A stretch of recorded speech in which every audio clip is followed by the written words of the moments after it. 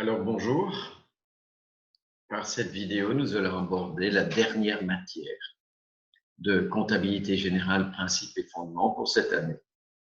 Alors j'ai décidé de ne pas voir les comptes de la classe 5 cette année-ci parce que les situations sont un peu difficiles et parce que j'ai la possibilité aussi au cours de comptabilité générale approfondie de l'année prochaine d'aborder cette matière avec vous.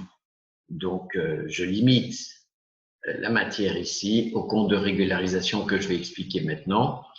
Et cela m'offrira les prochaines semaines la possibilité de refaire des exercices avec vous, des exercices multiples pour bien vous préparer à l'examen. Alors, comme d'habitude, je partage mon écran avec vous et je me positionne directement sur le fichier qui, comme d'habitude, sera mis sur Moodle de manière à ce que vous puissiez à la fois suivre la vidéo et suivre l'explication sur la matière. Alors, vous allez voir, les comptes de régularisation, c'est très facile, mais vous vous concentrez sur ce que je vous explique et c'est beaucoup mieux expliqué que dans le syllabus et de manière beaucoup plus simple. Vous êtes prêts?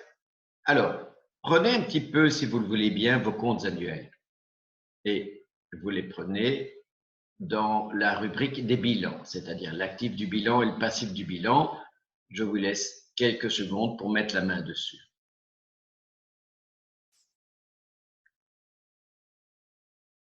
Vous les avez? Eh bien, regardez un peu la dernière rubrique de l'actif et la dernière rubrique du passif. Qu'est-ce que vous y trouvez? Vous y trouvez la mention compte de régularisation. Parce qu'en effet, il y a deux comptes de régularisation d'actifs et deux comptes de régularisation de passifs. Ça sert à quoi les comptes de régularisation? Eh bien, souvenez-vous, que ce qu'on a vu depuis de nombreux mois, on a vu qu'il y avait des comptes d'actifs, des comptes de passifs. Ces comptes d'actifs et de passifs constituent les comptes de bilan. Il y a aussi les comptes de charges et de produits. À quoi servent les comptes de charges et de produits?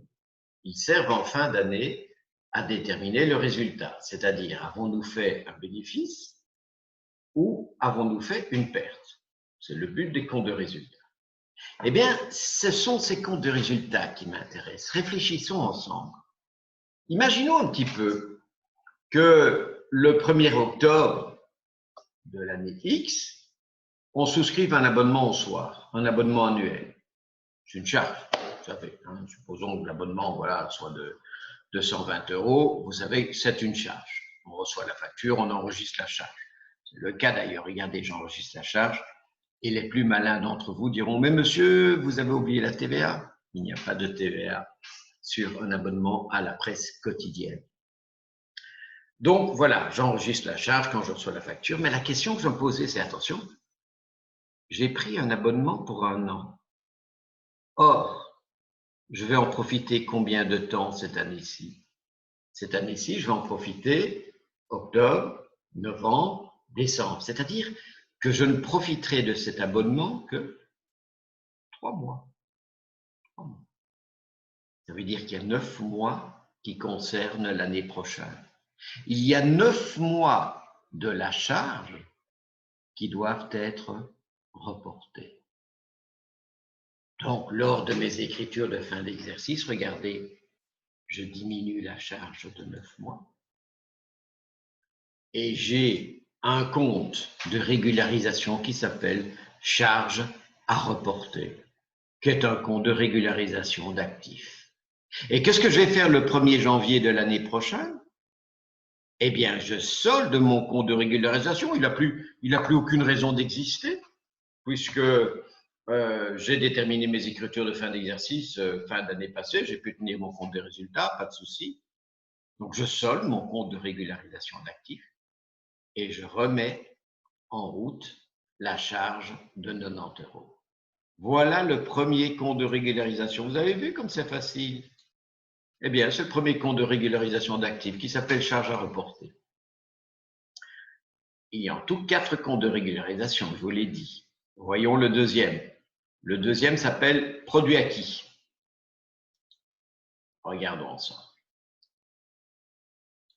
Qu'est-ce que ça veut dire produit acquis? Ça veut dire que ce sont des produits qu'on va toucher l'année prochaine, mais dont une partie concerne cette année-ci. Vous allez tout de suite comprendre par un exemple. Vous avez placé 2 000 € à 6 mois à 10% l'an le 1er novembre. Tu touches les intérêts à l'issue de ce placement. Alors, tu l'as passé le 1er novembre à 6 mois. Réfléchissons. Novembre, décembre, janvier, février, mars, avril. Ça veut dire quoi? Ça veut dire que tu vas toucher les intérêts le 1er mai. Tu vas toucher les intérêts l'année prochaine. Mais il y a 2 mois qui concernent cette année-ci. Regardons ensemble. Tu places 2 000 € à 10% l'an. 10% l'an, ça fait 200. 200 divisé par 2 pour 6 mois, c'est-à-dire 100 € d'intérêt de placement, puisque tu n'as placé que pour 6 mois. 100 €. Mais il y a 2 mois sur 6 qui concernent cette année-ci. 2 mois sur 6, ça veut dire un tiers. Donc, il y a un tiers de ces 100 € qui concernent cette année-ci, c'est-à-dire 33,33. Tu enregistres donc produit acquis, précompte mobilier de 30%, bien sûr, à 750, produit des actifs circulants, 33,33. J'ai pris 30% de 33,33 et le reste, c'est des produits acquis. Qu'est-ce que je fais le 1er janvier? Je solde, comme d'habitude, mon compte de régularisation. Je solde tous les comptes que j'ai enregistrés. Ils disparaissent parce qu'ils ont servi pour les comptes de régularisation. Ils n'ont plus aucun intérêt au 1er janvier. Qu'est-ce que je fais le 1er mai de l'année suivante? Eh bien, c'est le moment où je touche effectivement les intérêts. Et donc, je vais enregistrer dans le 550, 70 €, parce que j'ai enregistré dans le 750 produit des actifs circulants 100 €, 30 € d'impôt, bien sûr, vous le savez, précompte mobilier 30%. Il reste 70% dans le compte banque. Voilà le deuxième compte de régularisation qui s'appelle produit acquis. Troisième compte de régularisation, et là nous sommes dans les comptes de régularisation du passif, charge à imputer. Alors, que veut dire ce mot imputer en comptabilité générale? Ça veut dire enregistrer, tout simplement. Ce sont des charges que tu vas payer l'année prochaine et dont une partie concerne cette année-ci. Exemple, voici, tu fais un emprunt de 100 000 € à 5% et demi l'an, le 1er juillet. Les intérêts sont payables à terme échu. Terme échu, ça veut dire à la fin de l'année. Alors, tu fais un emprunt à 100 000 € le 1er juillet. Alors, j'ai mis là soit 173, soit 43, selon que l'on considère que c'est un emprunt à long terme ou à court terme. Parce que je n'ai pas dit si c'était un emprunt à long terme ou court terme dans l'énoncé. C'est pour ça que j'ai utilisé les deux. Parce que si c'était un emprunt vraiment d'1 an, dans ce cas-là, ce serait du court terme. Et que se passe-t-il le 31 décembre lors des écritures des comptes de fin d'exercice? Nous aurons 5 500 € d'intérêt. 6 mois sont concernés par cette année-ci. Ben oui, juillet, août, septembre, octobre, novembre, décembre, 6 mois. Ça veut dire que la moitié de 5 500, 2 750, je les enregistre en intérêt à charge à imputer. Qu'est-ce que je fais? Le 1er janvier de l'année suivante, je solde charge à imputer. Et qu'est-ce que je fais le 30 juin de l'année suivante? J'enregistre totalement la charge financière de cet emprunt, 652 à 550. Et enfin, le dernier compte de régularisation, que je vous propose s'appelle produit à reporter. Qu'est-ce que ça veut dire, produit à reporter? Ce sont des produits que tu vas toucher cette année-ci, mais dont une partie concerne des prestations que tu vas faire l'année prochaine. Exemple, je suis chauffagiste. Je suis chauffagiste. Et je passe un contrat annuel avec mon client pour l'entretien de sa chaudière. Date du contrat, 1er octobre, montant 1 200 € plus TVA. 1er octobre. C'est un contrat annuel. Ça veut dire qu'en fait, je ne profite vraiment de ce produit que 3 mois cette année-ci. Ça veut dire qu'il y a 9 mois de ce produit qui concerne l'année prochaine. Toi, le 1er octobre, tu as fait une facture normale de 1200 €. On est tout à fait d'accord. Mais le 31 décembre, tu sors 900 €, c'est-à-dire les 3/4 de produits, et tu mets un produit à reporter.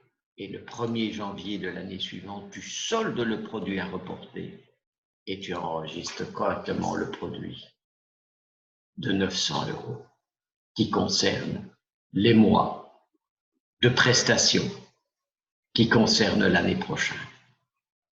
Vous voyez, c'est facile les comptes de régularisation, il y en a 4, 2 d'actifs, 2 passifs.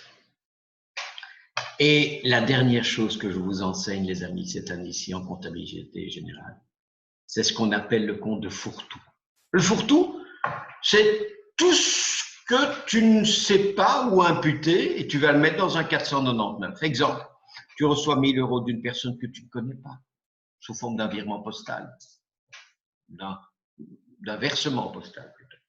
1 000 €, tu ignores la personne qui te paye parce que c'est la tante de ton client que tu ne connais pas. Bien sûr, s'il s'agit par exemple d'un virement postal, je vais mettre à ce moment-là un 570, c'est 560, pardon. La banque de la Poste, 560 000 € à 499 comptes d'attente. Et puis tu reçois un appel téléphonique en disant c'était ma tante qui vous a payé, je suis le client du pont. Tu sais maintenant comment tu vas imputer l'opération. Tu soldes le 499, le fourre-tout, le compte d'attente. Et tu peux également solder le compte de client qui était en ouverture, qui attendait l'imputation pour les 1 000 € en question. Donc, vous voyez, c'est ce qu'on appelle le fourre-tout, le compte d'attente, le 499. C'est là qu'on impute tout ce qu'on ne sait pas, où on doit imputer. Vous avez compris que plus le 499 est un compte dans lequel il y a des choses dedans, plus ça veut dire que votre comptabilité est mal tenue ou vous n'avez pas accès à l'information.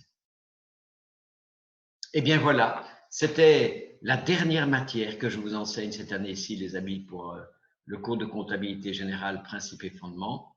Je vais déposer bien évidemment ce fichier sur Moodle et nous aurons l'occasion d'en discuter au cours et je vous donnerai des exercices ultérieurement là-dessus. Je vous souhaite une belle journée.